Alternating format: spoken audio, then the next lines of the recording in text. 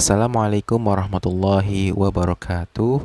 Kembali lagi bersama Teacher Rifki dalam pembahasan soal kimia. Kali ini temanya adalah larutan penyangga yang lebih ke arah hasil praktikum. Yang pertama adalah perhatikan data di bawah ini, hasil percobaan praktikum larutan buffer.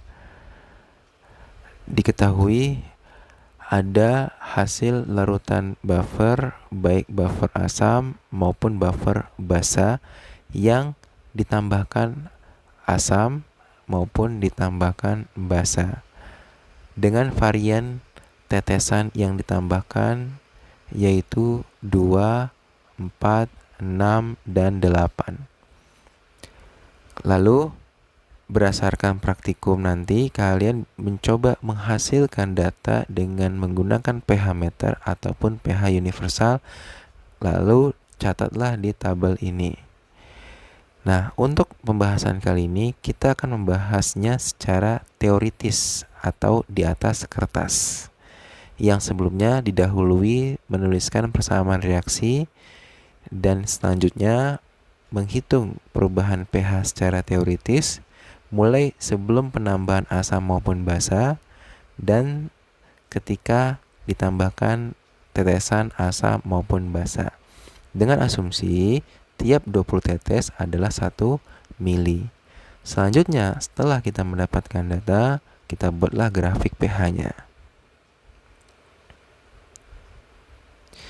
Yang pertama, kita tuliskan persamaan reaksi yang terjadi pada kedua buffer. Untuk buffer pertama, yaitu buffer asam, yaitu antara asam asetat direaksikan dengan NaOH menghasilkan natrium asetat dan H2O. Untuk buffer kedua atau buffer basa, reaksi antara amonia dengan asam klorida menghasilkan amonium klorida. Namun bisa ditulis juga dalam bentuk amonium, bukan amonia. Amonium hidroksida bereaksi dengan HCl menjadi amonium klorida dan H2O. Langkah berikutnya yaitu menghitung pH buffer yang terbentuk sebelum penambahan asam maupun basa, dengan asumsi tiap 20 tetes adalah 1 mili. Misal, perbandingan larutan buffer yang akan kita buat yaitu 30:10, di mana 30 tetes asetat dan 10 tetes NaOH. 30 tetes asetat yaitu kita convert menjadi mili dengan cara 30 tetes dikali 1 mili per 20 tetes. Karena 1 mili setara dengan 20 tetes, sehingga ketika dikali menghasilkan 1,5 mili. Selanjutnya, untuk NaOH 10 tetes, maka dikali 1/20, 1 mili sama dengan 20 tetes, dapatlah 0,5 mili.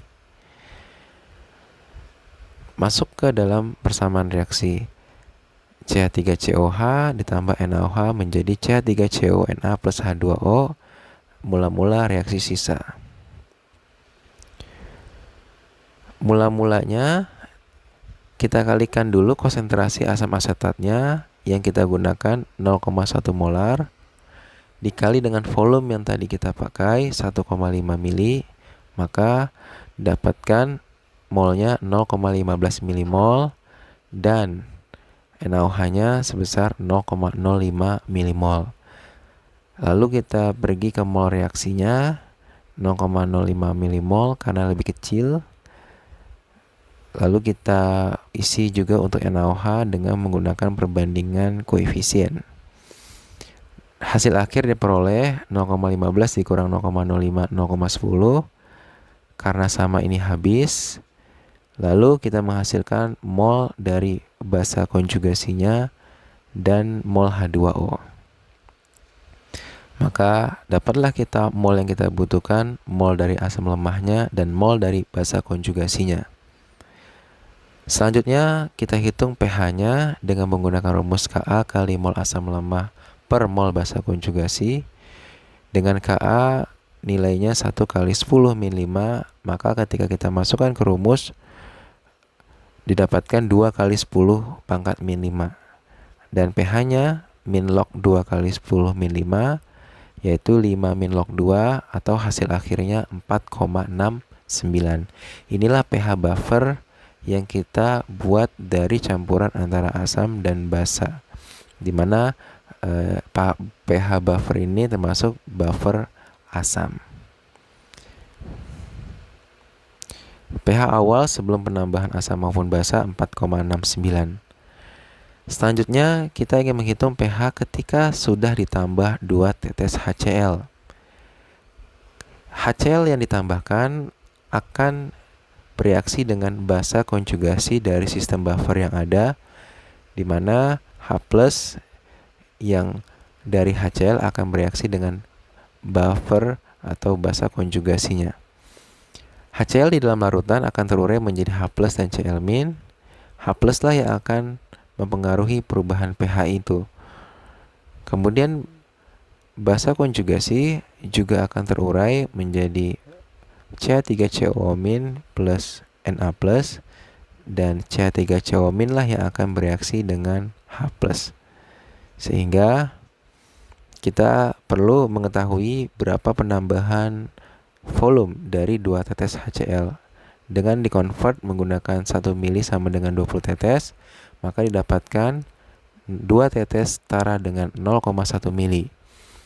HCl yang digunakan konsentrasinya 0,1, sehingga milimolnya adalah molar kali volume, yaitu 1 kali 10 min 2 milimol. Berikut reaksi basa konjugasi dengan H+ dari HCl menghasilkan asam asetat CH3COH dengan menggunakan MRS. Mula-mula sudah ada 0,05 basa konjugasinya. H+ yang dimasukkan adalah 0,01 dan asam asetat yang sudah ada di sistem buffer adalah 0,01. Karena mol terkecilnya adalah 0,01, maka mol reaktannya adalah 0,01, lalu kita geser dengan menggunakan perbandingan koefisien. Nah, dalam hal ini untuk mol di posisi reaktan negatif, untuk mol di posisi produk adalah positif. Dan produk di awal sudah memiliki mol, yaitu sebesar 0,10. Selanjutnya kita kurangkan, dapatlah 0,04. Ini habis. Dan ini ditambah 0,10 ditambah 0,01 menjadi 0,11. Sehingga komposisi buffer sekarang berubah menjadi 0,04 milimol basa konjugasinya dan 0,11 asam lemahnya. Kita hitung H+-nya dengan rumus awal, didapatkan H+ 2,75 kali 10 min 5. Dengan pH-nya sekarang 4,56. Dapat dilihat perubahan yang terjadi dari 4,69 menjadi 4,56. Tidak terjadi perubahan pH yang signifikan, artinya buffer efektif menahan perubahan pH. Selanjutnya kita tambahkan lebih banyak tetesannya menjadi sebanyak 4 tetes HCl. Bagaimana perubahan pH-nya? 4 tetes HCl kita convert berarti dapat 2 kali 10 min 2 milimol dengan volumenya tadi 0,2 mili. Kita masuk ke MRS, sama seperti tadi caranya, hanya sekarang mol yang dipakai sebanyak 2 kali 10 min 2. Kita masukkan ke MRS 0,05, 0,02, 0,10. Berarti mol reaksi pembatasnya yang 0,02.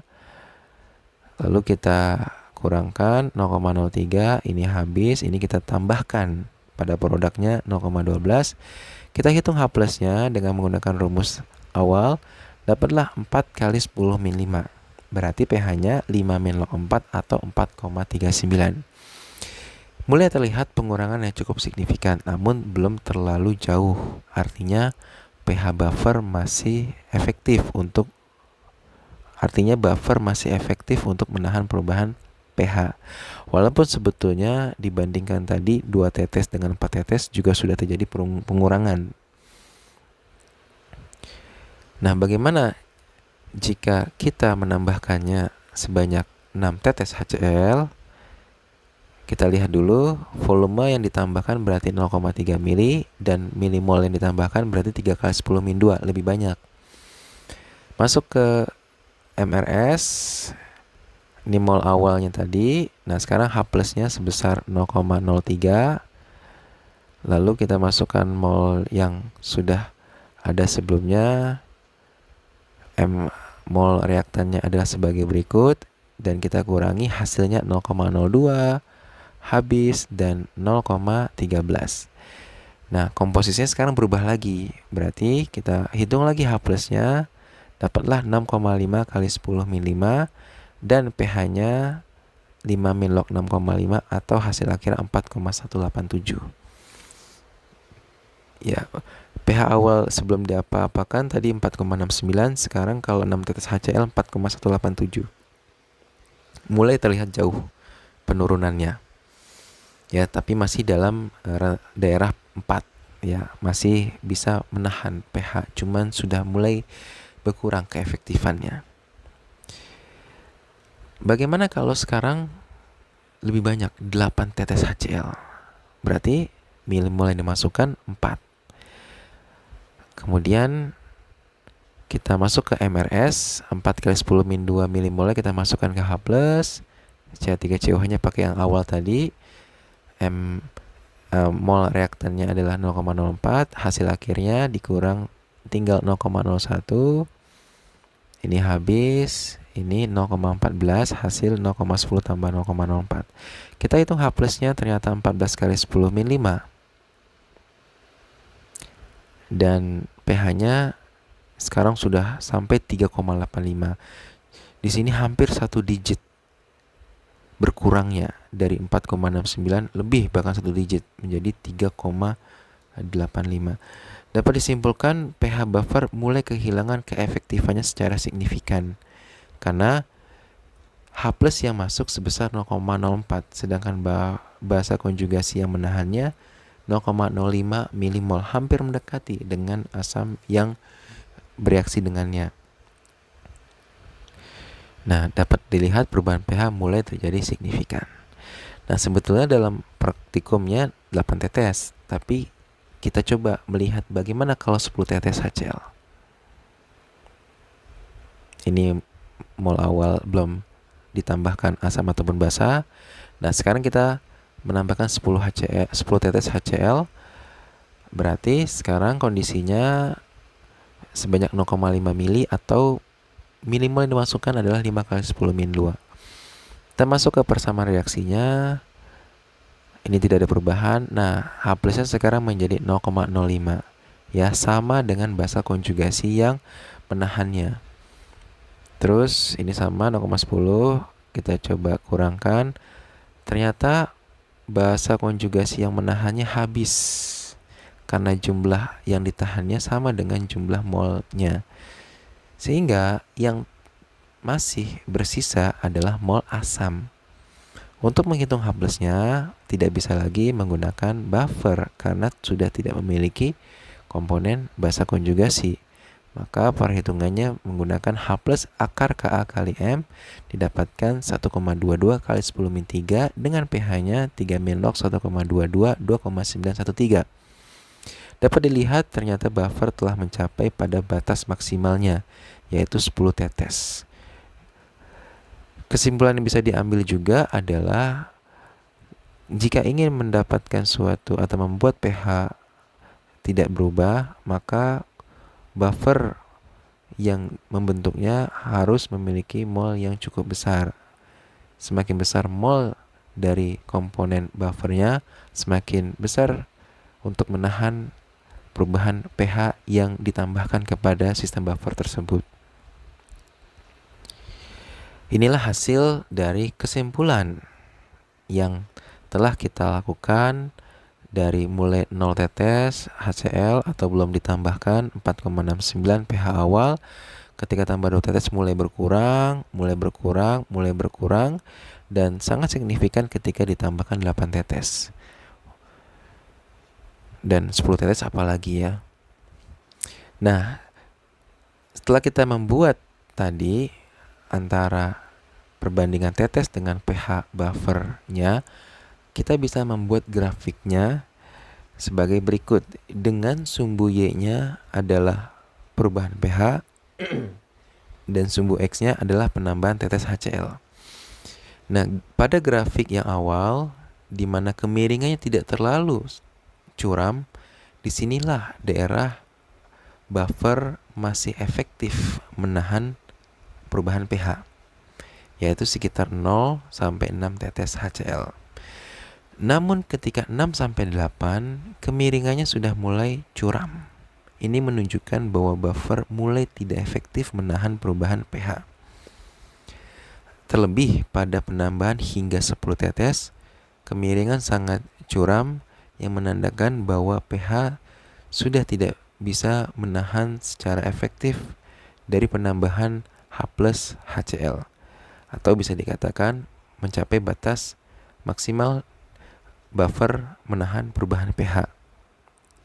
Untuk membuat grafik ini, langkah pertama, kalian pergi ke Excel dengan membuat data kesimpulan antara tetes HCl dengan pH buffer. Ya, ini saya hapus dulu. Lalu kalian blok kedua data ini, pergi ke insert, pergi ke scatter, lalu pilih ke bagian yang ini. Dan kalian sudah mendapatkan grafiknya secara mudah. Kalian bisa ganti-ganti temanya menggunakan yang ini, atau yang ini. Lalu kalian copy ke laprak kalian untuk dijadikan lampiran dari praktikum kalian. Demikian penjelasan terkait dengan soal buffer, praktikum buffer. Semoga bisa dipahami dengan baik. Kurang lebihnya mohon maaf. Assalamualaikum warahmatullahi wabarakatuh.